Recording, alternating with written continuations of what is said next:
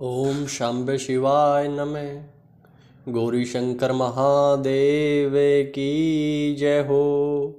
जगत जननी माँ पार्वती की जय हो। कार्तिकेय की जय हो। गणेश जी की जय हो। रिद्धि सिद्धियों की जय हो। सभी साधकों और सभी भक्तों की जय हो। आज का विषय, आज का सत्संग भगवान शिव के पिपलाद अवतार का वर्णन है। सभी साधक और सभी भक्त विषय को, चर्चा को बहुत ध्यान से सुने। नंदीश्वर कहते हैं, हे प्राज्ञ, अब आप महेश्वर के पिपलाद नामक भक्तिवर्धक अन्य अवतारों को अत्यंत प्रसन्नता से सुनिए। महाप्रतापी भृगु वंश में उत्पन्न महान शिव भक्त तथा मुनि श्रेष्ठ जिन च्यवन पुत्र विप्र दधीचि के विषय में मैं पहले बता चुका हूँ, जिन्होंने शोक के साथ युद्ध में विष्णु को पराजित किया था तथा महेश्वर की कृपा प्राप्त कर देवताओं सहित विष्णु को श्राप दिया था, उनकी सूरवचा नामक महाभाग्यवती महापतिव्रता एवं साध्वी पत्नी थी।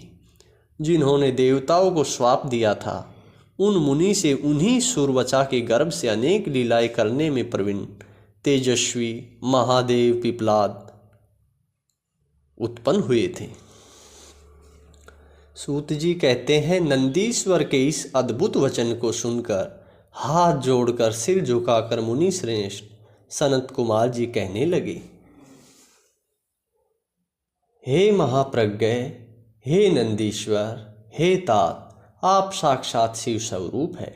आप धन्य हैं तथा आप ही सद्गुरु हैं, जो कि आपने यह अद्भुत कथा सुनाई है। हे शिलाद पुत्र, हे तात, शोक के साथ संग्राम में विष्णु को जिस प्रसाद शिव भक्त दधीचि ने पराजित किया था, उन्हें आप श्राप दिया था, उस कथा को मैं पहले ब्रह्मा जी से सुना था। अब मैं पहले सूरवचा के द्वारा देवताओं को दिए गए उस श्राप के बाद में कल्याण के निवास भूत पिपलाद का चरित्र सुनना चाहता हूँ। सूत जी बोले, तत्पश्चात ब्रह्मपुत्र संत कुमार का यह शुभ वचन सुनकर शिव जी के चरण कमलों का ध्यान लगाकर शिलाद पुत्र प्रसन्नचित होकर कहने लगे। नंदीश्वर बोले, हे मुनीश्वर, किसी समय इंद्र आदि सभी देवताओं को वक्रासुर की सहायता से दैत्यों ने पराजित कर दिया था। तब उन सभी देवताओं ने सहसा दधीचि मुनि के आश्रम में अपने श्रेष्ठ अस्त्रों को फेंक दिया और तत्काल पराजय स्वीकार कर ली। इसके बाद शीघ्र ही इंद्र आदि सभी पीड़ित देवता एवं ऋषिगण ब्रह्मलोक गए तथा अपना वह दुख निवेदित किया। देवताओं के वचन को सुनकर लोक पिता में ब्रह्मा ने उनसे तत्वष्ट का सारा मंतव्य यथार्थ रूप से कह दिया। ब्रह्मा जी बोले, हे देवताओं, संपूर्ण दैत्यों का स्वामी यह व्रत महान तेजस्वी है, अतः आप लोग जैसा प्रयत्न कीजिए जिस प्रकार इसका वध हो सके। हे प्राज्ञ, मैं धर्म की रक्षा के लिए वह उपाय आपको बता रहा हूँ, आप उसे सुने। जो जितेंद्रिय तथा तपस्वी दधीचि नामक मुनि है, उन्होंने पूर्व काल में शिवजी की आराधना कर वज्र के समान हड्डियों वाला होने का वरदान पाया था। आप लोग उनके पास जाकर अस्थियों के लिए याचना कीजिए, वे अवश्य देंगे, इसमें संशय नहीं है। इसके बाद उन अस्थियों से दंडवर्ज का निर्माण कर निसंदेह वक्रासुर का वध कीजिए।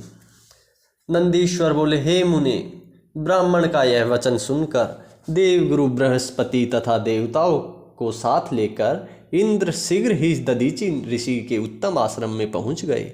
वहां सूर्वचा सहित मुनि को बैठे देखकर गुरु एवं देवताओं सहित इंद्र ने हाथ जोड़कर विनम्र निवेदन किया और उन्हें प्रणाम किया। तब बुद्धिमानों में श्रेष्ठ उन मुनि ने उनका अभिप्राय जानकर पत्नी सूर्वचा को आश्रम के भीतर भेज दिया। तत्पश्चात देवताओं सहित देवराज इंद्र ने, जो सर्वत्र साधना में बड़े दक्ष थे, अपने प्रयोजन में तत्पर होकर मुनीश्वर से कहा। शक्र बोले, हम देवताओं तथा ऋषियों को यह तत्वष्ट बड़ा दुख दे रहा है, इसलिए हम लोग महाशिव भक्त शरणागत वत्सल्य तथा महान दानी आपकी शरण में आए हैं। हे भोले, आप अपनी वज्रमयी अस्थियां हमें प्रदान कीजिए, क्योंकि हम लोग आपकी हड्डियों से वज्र का निर्माण कर देवद्रोही वत्रासुर का वध करना चाहते हैं। इंद्र के द्वारा इस प्रकार कहे जाने पर परोपकार में उन मुनि ने अपने स्वामी शिव का ध्यान करके अपना शरीर छोड़ दिया। वे मुनि कर्म बंधन से छुटकारा पाकर शीघ्र ही ब्रह्मलोक चले गए। उस समय वहां फूलों की वर्षा होने लगी और सभी लोग आश्चर्यचकित हो गए। तदंतर इंद्र ने शीघ्र ही सुरभि गौ को बुलाकर उसके द्वारा उन्हें चटवाया और उनकी अस्थियों से अस्त्र निर्माण करके नियमित विश्वकर्मा को आज्ञा प्रदान की। उनकी आज्ञा प्राप्त करके विश्वकर्मा ने शिवजी के तेज से उत्पन्न दृढ़ वज्रमयी उन अस्थियों से संपूर्ण अस्त्रों का निर्माण किया। उन्होंने उनकी रीढ़ की हड्डियों से वज्र तथा ब्रह्मशीर से नामक बाण का निर्माण किया और अन्य अस्थियों से अपनी तथा दूसरों के लिए अनेक अस्त्रों का निर्माण किया। तदंतर शिवजी के तेज से वृद्धि को प्राप्त इंद्र उस वज्र को उठाकर बड़े वेग से वत्रासुर पर क्रोध करके इस प्रकार दौड़े मानो रुद्र यम की ओर दौड़ रहे हैं। इसके बाद उन इंद्र ने भली भांति सन्नद्ध होकर शीघ्रता से उस वज्र के द्वारा उत्साहपूर्वक पर्वत शिखर के समान वत्रासुर का सिर काट दिया। हे तात, उस समय देवताओं को महान प्रसन्नता हुई। देवता लोग इंद्र की स्तुति करने लगे और उनके ऊपर फूलों की वर्षा होने लगी। हे तात, मैंने प्रसंगवश आपसे इस चरित्र का वर्णन किया है। अब आप मुझे शिव के पिपलाद अवतार को आदरपूर्वक सुनिए।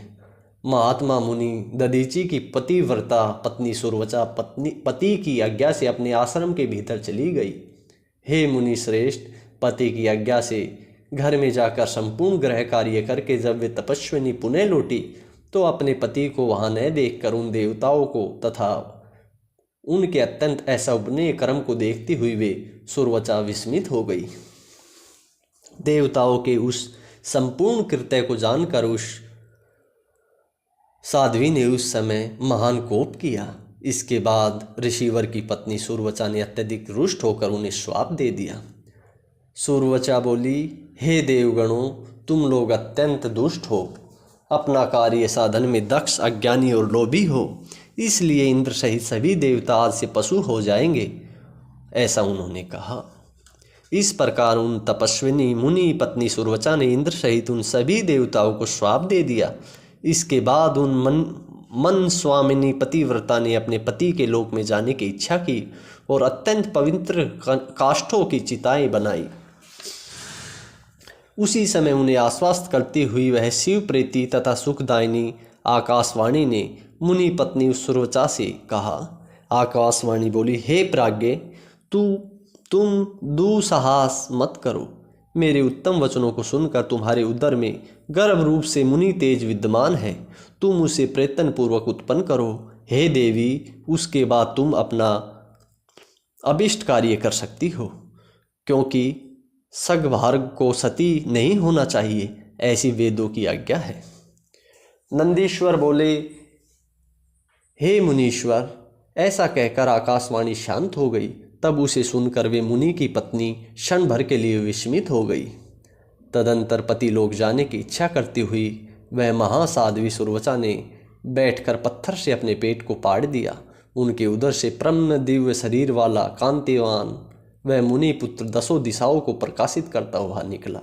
हे तात, दधीचि के उत्तम तेज से प्रादुर्भूत हुआ वह पुत्र अपनी लीला करने में समर्थ साक्षात रुद्र का अवतार था। मुनि पत्नी सुरवचा अपने उस दिव्य रूपवान पुत्र को देखकर और मन में उसे साक्षात रुद्र का अवतार समझकर बहुत प्रसन्न हुई। हे मुनीश्वर, उन महासाध्वी ने शीघ्र ही प्रणाम कर उसकी स्तुति की और उसके स्वरूप को अपने हृदय में स्थापित कर लिया। उसके पश्चात पति लोक जाने की इच्छा वाली माता सुरवचा हंसकर अपने उस पुत्र से अत्यंत प्रेम पूर्वक कहने लगी। सुरवचा बोली, हे तात, हे परमेशान, हे महाभाग, तुम बहुत समय तक इस पीपल वृक्ष के समीप रहो और सभी को सुखी बनाओ। अब मुझे पति लोक जाने के लिए अति प्रसन्नतापूर्वक आज्ञा प्रदान करो। वहाँ रहती हुई मैं पति के साथ तुझ पर रुद्र स्वरूप ध्यान करती रहूँगी। नंदीश्वर बोले, इस प्रकार साध्वी सुरवचा ने अपने पुत्र से ऐसा कहकर परम समाधि द्वारा पति का ही अनुगम किया। हे मुने, इस प्रकार वे दधीचि की पत्नी सुरवचा शिवलोक में जाकर अपने पति के साथ निवास करने लगी और आनंद पूर्वक शिव जी की सेवा में लगी रही। इस अवसर पर इंद्र सहित देवगण मुनियों के साथ आमंत्रित हुए के समान प्रसन्न होकर बड़ी शीघ्रता से वहां आए। दधीचि के द्वारा सुरवचा के गर्भ से पुत्र रूप में पृथ्वी पर शिवजी को अवतरित हुआ जानकर हर्षित तथा ब्रह्मा और विष्णु भी अपने गणों के साथ अति प्रसन्नता पूर्वक वहां पहुंचे। मुनि पुत्र के रूप में अवतरित हुए उन शिवजी को देखकर सबने प्रणाम किया और हाथ जोड़कर उनकी स्तुति की। हे मुनि शतम, उस समय देवताओं ने बड़ा उत्सव किया। आकाश में भेरियां बजने लगी, नर्तिकाएं प्रसन्नता से नृत्य करने लगी, गंधर्व पुत्र गान करने लगे, किन्नर बाजा बजाने लगे और देवता फूलों की वर्षा करने लगे। विष्णु आदि सभी देवताओं ने पीपल वृक्ष के द्वारा संरक्षित दधीचि के उस शोभा संपन्न पुत्र का विधिवत संस्कार करके पुनः उनकी स्तुति की। ब्रह्मदेव ने प्रसन्नचित होकर उसका नाम पिपलाद रखा और देवताओं के साथ विष्णु ने हे देवेश प्रसन्न हुई ऐसा कहा। इस प्रकार कहकर उनसे आज्ञा लेकर ब्रह्मा विष्णु महेश समस्त महोत्सव मनाकर अपने अपने स्थान को चले गए। उसके बाद रुद्र अवतार महाप्रभु पिपलाद पीपल वृक्ष के नीचे संसार रहित की इच्छा से बहुत काल तक तप करते रहे। इस प्रकार मैंने लोकाचार्य अनुसरण करने वाले उन पिपलाद का भली भांति तपस्या करते हुए बहुत सा समय व्यतीत हो गया। यह भगवान शंकर का पिपलाद अवतार वर्णन मैंने आपसे कहा है। सभी साधकों सभी भक्तों को यह कैसा लगा जरूर बताएं। ओम नमः शिवाय। हर हर महादेव।